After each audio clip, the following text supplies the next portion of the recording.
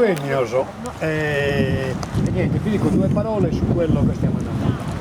L'escursione che facciamo noi è un'escursione a Vanello e saliremo a Punta Salonna, che è qua sopra, e poco più di 1000 metri, 1018 metri per l'esattezza, che è la punta più alta del parco. Siamo ai confini del parco, perché il parco inizia qui, però fa parte del parco, fa parte integrante del parco. E faremo 2 o 3 soste durante il percorso. C'è una salitina qui e poi un'altra salita, si sale sempre ma tutto in maniera graduale, l'unica un po' così l'abbiamo qui nella striscia parafuoco e poi un po' più avanti per salire proprio alla cima. Faremo 2 o 3 soste dove di un po' vi racconterò quello che stiamo vedendo e di dove siamo. Userò per quanto il discorso più semplice, il modo più semplice possibile, non solo per i bambini ma anche per quanti non sanno. Magari è un po' banale per chi sa e chi sa fa le domande e approfondiamo quello che ci va a dire. Buono, il cammino buono, possiamo anche procedere. Questo clima se l'Aquila è più propensa a farsi vedere o meglio?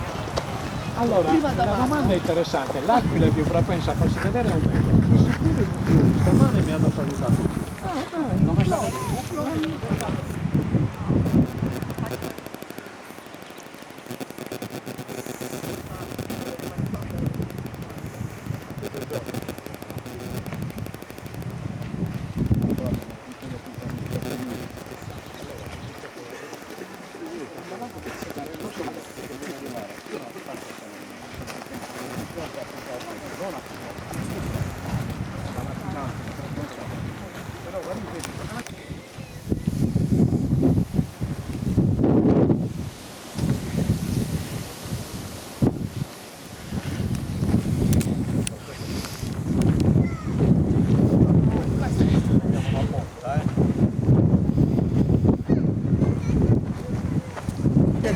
Dove c'è da fermarsi.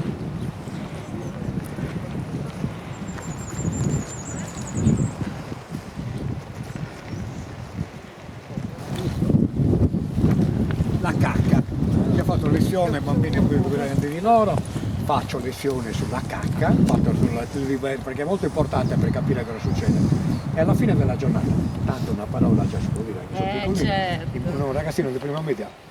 Professor, bella lezione di merda, comunque questo è il muflone, non è secca, che vuol dire che di pochi giorni fa, il che vuol dire che c'è. Qui li ho visti io stamane, non li avessi visti lo avrei saputo, però li ho anche visti. Allora, vedete qui lo stesso, poi se troviamo in line vi faccio vedere la differenza. È davvero importante riconoscere questi segnali, perché ci dicono tutto. Perché una breve sosta qui? Una breve sosta qui perché noi qui siamo di fronte alla storia del territorio. Questo territorio negli anni 80, io frequento queste zone dagli anni 80, negli anni 80 in Oggi un predario, non c'era niente, erano veramente posti abbandonati anche dalla pastorizia prettamente brava vuol dire fuoco, ma non perché era cattivo il pastore, perché se voleva fare il pastore doveva bruciare, doveva pulire il pascolo periodicamente con l'incendio. Dopodiché gli animali selezionavano quello che cresceva e questo ahimè portava alla fine al rocciaio. Non vai a purnugia in Oghe. Dagli anni 80, esattamente non mi ricordo l'anno, più o meno fine anni 80 probabilmente, più o meno, abbiamo avuto 2 tipi di intervento ed è molto interessante quello che è successo, perché abbiamo avuto da una parte l'intervento forestale con la pineta, vedrete che interessa gran parte di Crastasa, poi anche Osinavà, poi anche interessa moltissima parte del territorio. Dall'altra parte non si è fatto niente, guardate il risultato diverso. Nella pineta, la pineta ha una funzione prettamente preparatoria, nel senso che prepara il bosco al bosco che verrà. Quindi all'interno della pineta troviamo molti lecci, poi cosa bisogna fare? Bisogna tagliare i pini e fare in modo che vada avanti il leccio. Mentre invece dall'altra parte abbiamo la ricrescita spontanea. La ricrescita spontanea è la funzione del pino, in questo caso lo fa l'edica o il cisto, che per primi colonizzano il territorio spoglio e al loro interno allevano i nuovi lecci per il nuovo bosco che verrà. Abbiamo a confronto 2 diversi modi di intervenire o lasciar fare alla natura con tempi molto più lunghi o affidarsi all'intervento forestale per abbreviare i tempi della ricrescita del bosco. Però credo che sia molto interessante questo confronto ravvicinato. Possiamo continuare.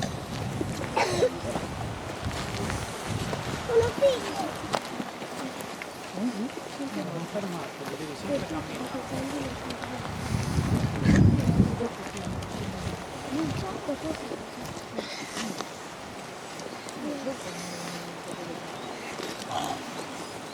Piano, di, piano.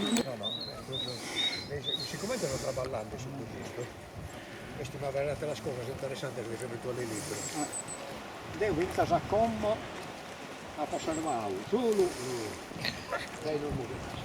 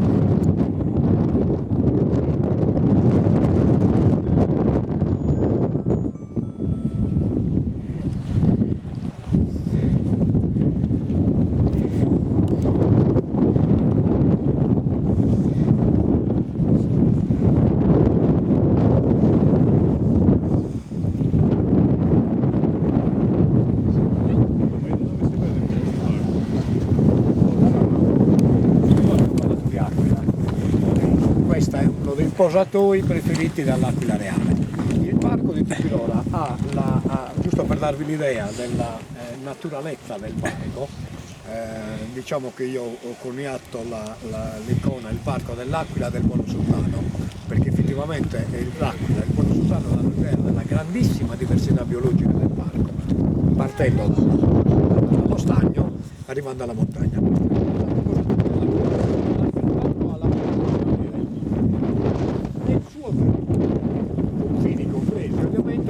Di Aquila Reale, guardate che è tantissimo, parlando di 8.000 ettari, le coppie di Aquila Reale, quindi 8.000 ettari di territorio è una cifra enorme. Questo cosa significa? Significa che c'è una situazione ottima di prede, altrimenti non ci sarebbe stata una densità così alta di Aquila Reale.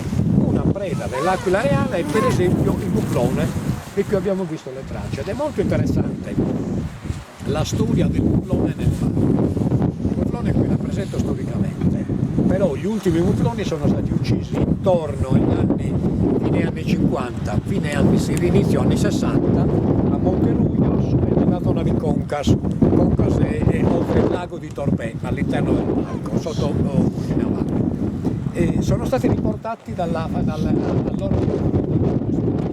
ente foreste, adesso Forestas. Sono stati riportati in un recinto a Udinavale, da cui vedremo molto meglio quando ci vediamo. Dopo, fortunatamente sono stati liberati in numero abbastanza limitato e oggi questo numero è un po' difficile dire quanti sono i mufloni, perché prima non è stato mai fatto un censimento, ma anche facendolo il posto non si presta, sicuramente è diffuso in tutto il parco, è diffuso anche oltre dove siamo noi, sotto Punta della Donna. Quando arriveremo vi fanno vedere alcune donne che stanno spascolando regolarmente, e è lo stesso discorso per Crapola. Anche il daino in zona è estinto anch'esso intorno alla metà del secolo scorso. Anche il daino è stato riportato come il muflone, ed è una storia curiosa e singolare. Perché? Perché è stato riportato dalle riserve presidenziali San Rossore e non mi ricordo l'altro nome, le riserve della Repubblica. Perché è singolare la storia? Perché le riserve della Repubblica erano state prese dalla Sardegna ai primi decenni del Novecento, per cui abbiamo una sorta di andata e ritorno di questi daini. Anche il daino, nonostante abbia subito, soprattutto nei primi anni, dalla sua liberazione, un bracconaggio abbastanza intenso, è ormai una presenza consolidata nel parco, più che sufficiente per fare un censimento, e hanno delle caratteristiche diverse e complementari. Il muflone preferisce questi areali roccioso con spazi aperti e dove ha più facilità di trovare il pascolo. Il daino è più portato per le zone pascolative, infatti lo troviamo prevalentemente intorno al fiume Posada, nelle aree a destra, a valle, a monte del rio Posada, e comunque in aree più aperte, meno boscose, per cui abbiamo una sorta di complementarità di presenza nel territorio. Entrambi, daino e muflone, nel periodo dell'allevamento dei loro piccoli, forniscono cibo all'aquila reale, che in quel periodo sta allevando il suo pulcino. È il ciclo veramente della vita e della morte, che qui ha la sua esaltazione naturalistica esemplare, direi. E adesso procediamo.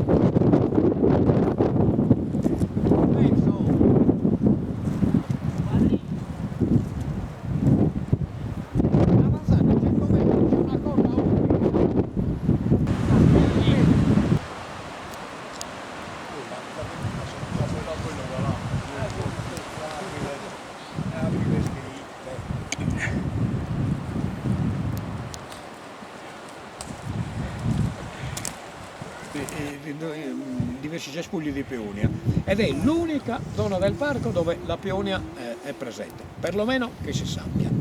Magari c'è da qualche altra parte, ma non è stato ancora segnalato, ma mi sembra strano, non è una presenza che passa inosservata, ed è davvero molto singolare questa presenza, molto singolare e molto importante, la presenza della peonia all'interno del parco. Siamo sempre ai confini, ma noi la consideriamo dentro il parco.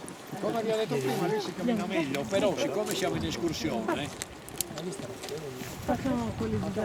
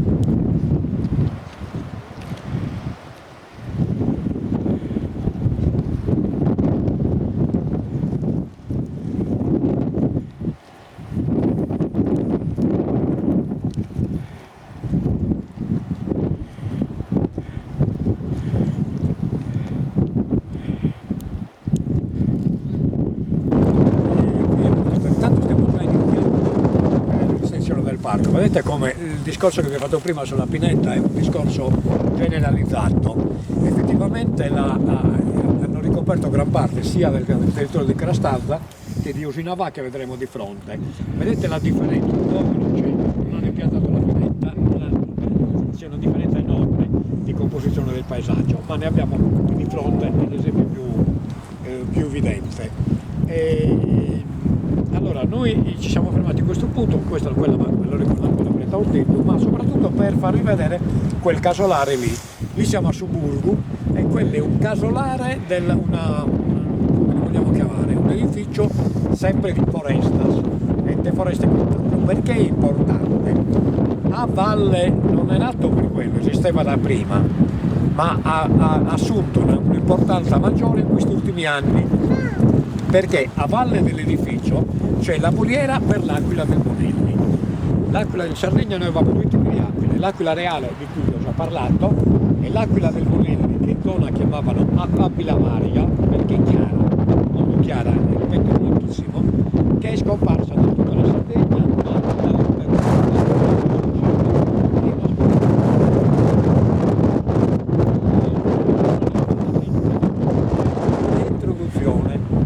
con dei soggetti di allevamenti in cattività, nati in allevamenti spagnoli, francesi e in parte soggetti provenienti dalla Sicilia, di animali debilitati, curati e poi liberati in natura. Questo progetto prevede la liberazione di un certo numero di aquile del Bonelli, ne sono state liberate già più di 30, sperando nel giro di 5 anni, sperando che alla fine ci sia la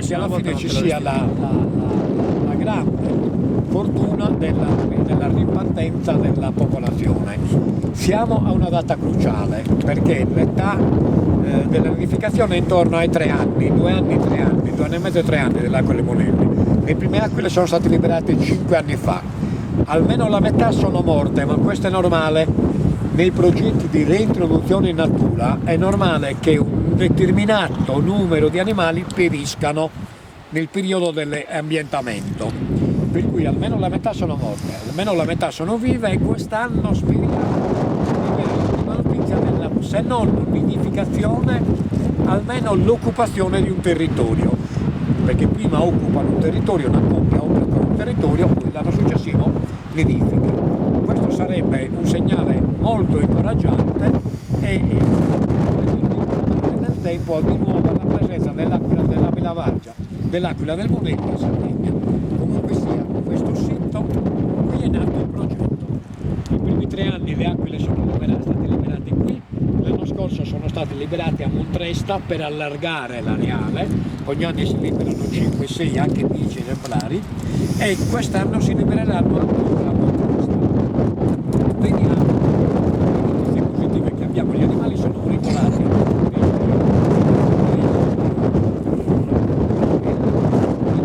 Abbiamo la GPS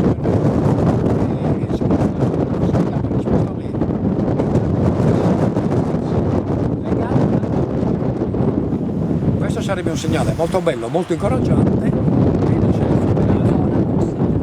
Siamo più o meno in diciamo Che pare che siamo stati abbastanza sulla Sardegna, no? Ho capito là?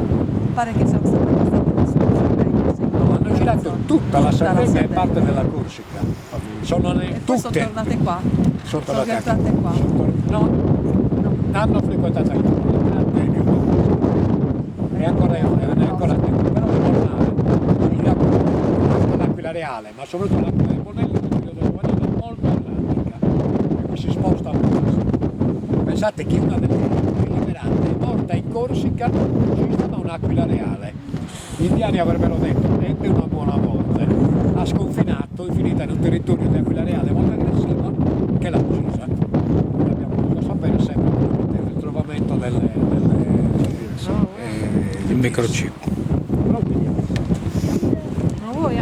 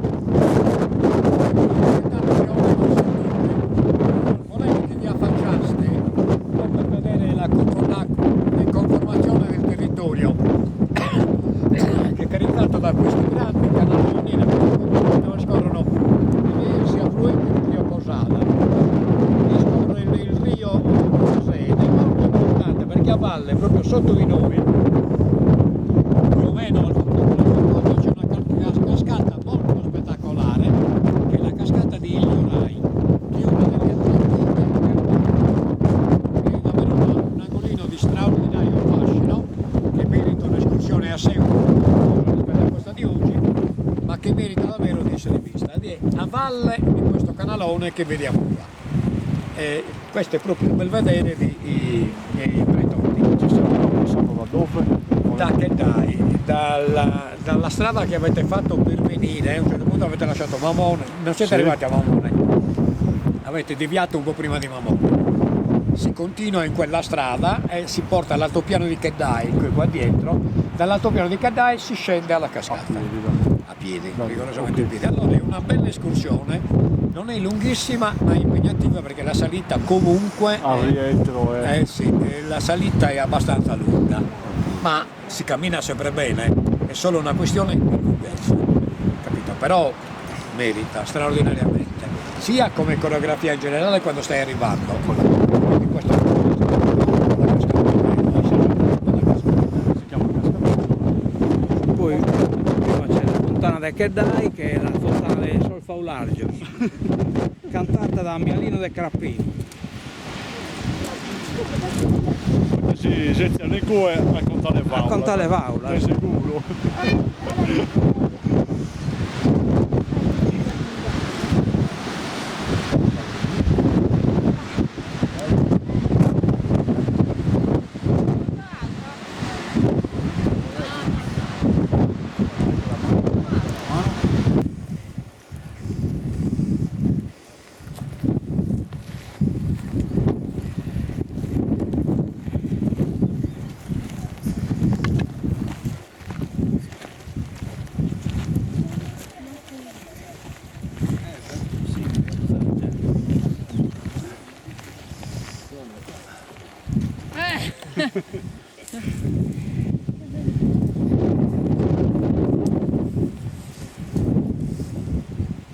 Adesso cambio di clima. Eh, Anche il toponimo ci spiega questo cambio di clima. Aspettiamo, fiduciosi.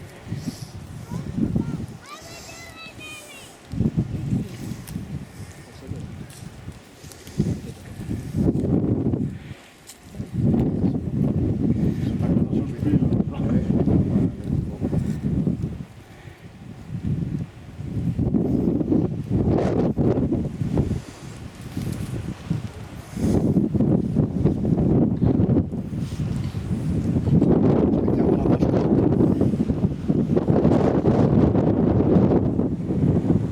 Addirittura i coraggiosissimi. Non siete già voi? No? Mi fa bene qua. Intanto stavo dicendo loro, già il toponimo ci spiega perché meno vento. Siamo in Saccheglia e Sospina Stretto. Saccheglia è un ambiente chiuso, è abbastanza chiuso, abbastanza riparato. Perché ci siamo fermati? Perché proprio qui, sotto di noi, ma è davvero problematico vederla, c'è la stazione delle Piugne. Qui c'è davvero una bella disposizione, c'è almeno una 50-60 cespugli di piume, che probabilmente sono qualcuna ancora in fiore, altre non più fiorite, però bisogna strisciare perché è macchia fitta e non è il caso. Era interessante però segnalarvelo, perché abbiamo quell'esemplare che abbiamo visto, poi abbiamo questa qui.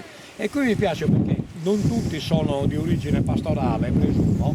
Questa pianta che ci sta accompagnando durante tutto il viaggio, questo arbusto, è l'erica scoparia, che in sardo chiamiamo castannarium, e che aveva diversi utilizzi. Uno molto comune, che era quello scoparia, le scoppe degli spazzini di un tempo erano fatte proprio con lui. C'era un momento preciso per la raccolta, quando non aveva i fiori, in autunno, e veniva utilizzato dalle radici alla pipa, molto nominate, ma per il pastore, per l'uomo di campagna, avevano una importanza fondamentale nel periodo quando proviata. Perché? Perché in caso di pioggia potete accendere il fuoco, non pensate ad oggi che abbiamo la diavolina, il diavoletto e il nipote del diavolino. Prima avevamo sul lumino o l'acciarino e basta. L'erica e il cardo secco, il cardo secco qui non lo stiamo vedendo perché non è neanche il periodo, sono quelli che ci aiutano anche nelle giornate di pioggia. perché si riesce ad accendere il fuoco anche con l'erica bagnata, bisogna spezzarla, non se sono spezzate molto, sembra quasi vetro, scheggia quando si spezza, la parte interna rimane asciuttissima e accende subito anche con poca esca. Detto così sembra una banalità, immaginate, era veramente la salvezza in determinate situazioni. E sono quelle cose, quelle conoscenze che stanno che però hanno fatto compagnia a chi ci ha preceduto e lo hanno aiutato ad avere ristoro in momenti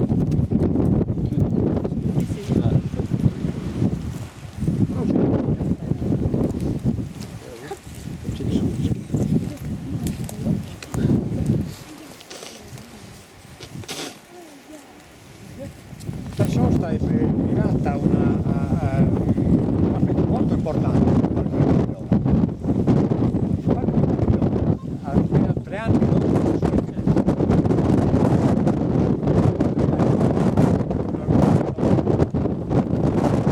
la Costituzione è stato dichiarato riserva della biodiversità dell'UNESCO.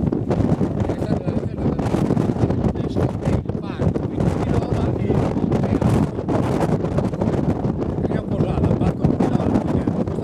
Monte dell'UNESCO, comprende 17 comuni, da Padru, da Messardi, da Baronia, Galtellì, Siniscola e parte di Posada e Budoni, e che esalta l'alto indice di biodiversità viene a 4 punti.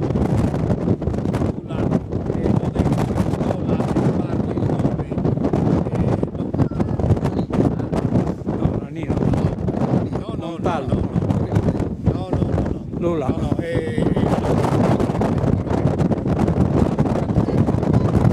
Perché guardate, abbiamo qui l'estensione del Montalbo sono 25 km, 13 di Cresta, tutta la chiesa che la prima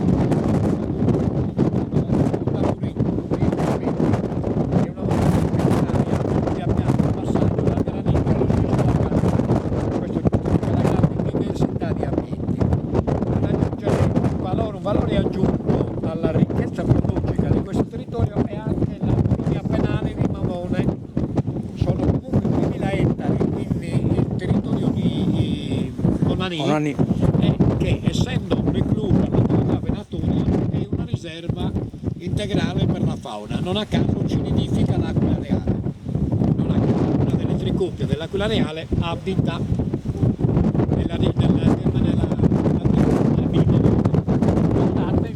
ed è cosa che pensate abbiamo dal punto di vista oltre che sociale, perché comunque la colonia penale è un modo di detenzione diverso dal carcere, ma anche dal punto di vista economico, perché c'è una forte produzione e soprattutto di prodotti legati alla questura. Infatti perché non si è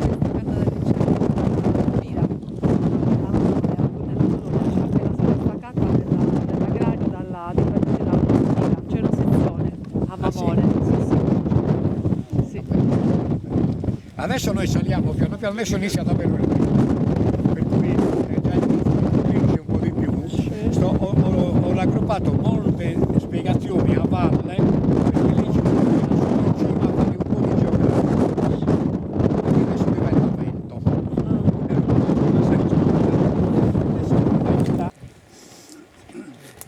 Siamo in Punta Sadonna, in qui sopra, ecco.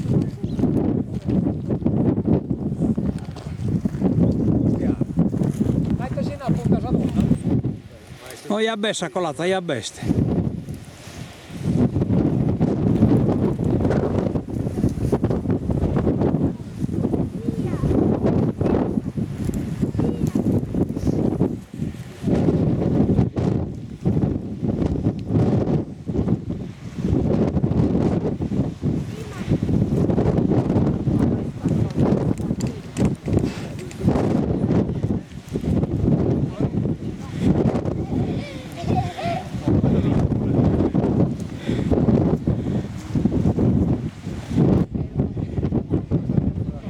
Ecco, stiamo arrivando a Punta Sadonna, abbiamo mandato pulite nella Sadonna, ma non riesco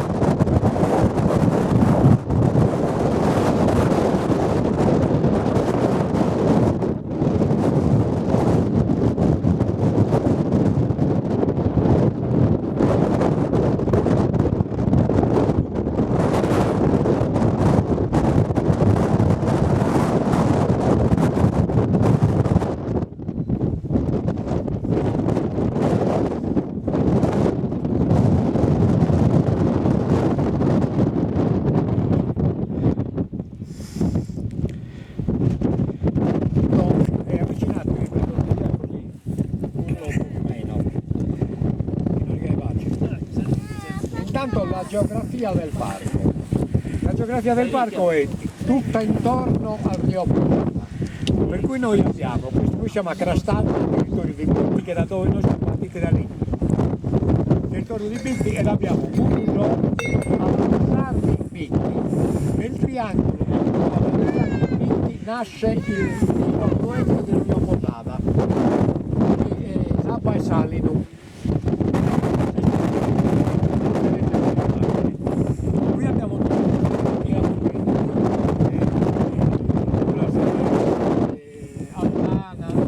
ogni col suo affluente, tutti quanti vanno a confluire dietro queste montagne che abbiamo qui. Continuano ed entrano nell'area di Lodè, dove c'è il lago più o meno, e lì andiamo dall'altra parte questo percorso e dobbiamo.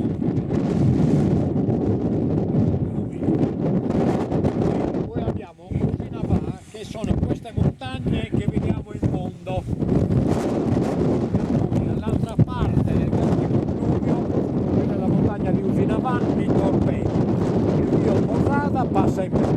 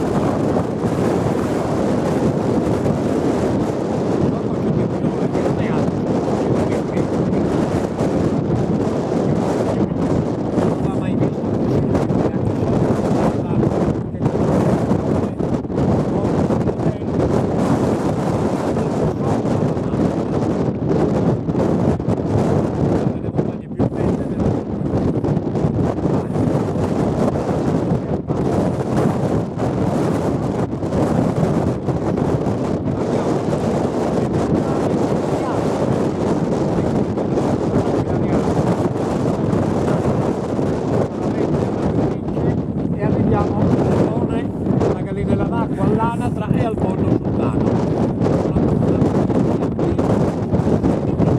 che giustificano la tenete conto che la riserva del parco la riserva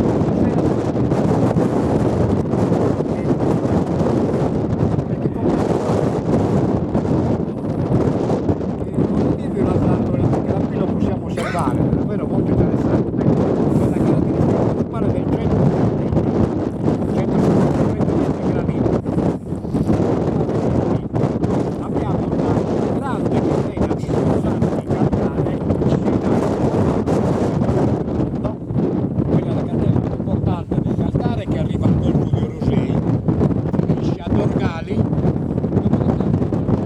davanti a noi Montalvo e Montalvo dall'altra parte sopra Gattellini in tutta vista. Sono le montagne calcaree che si susseguono da sopramonte in due.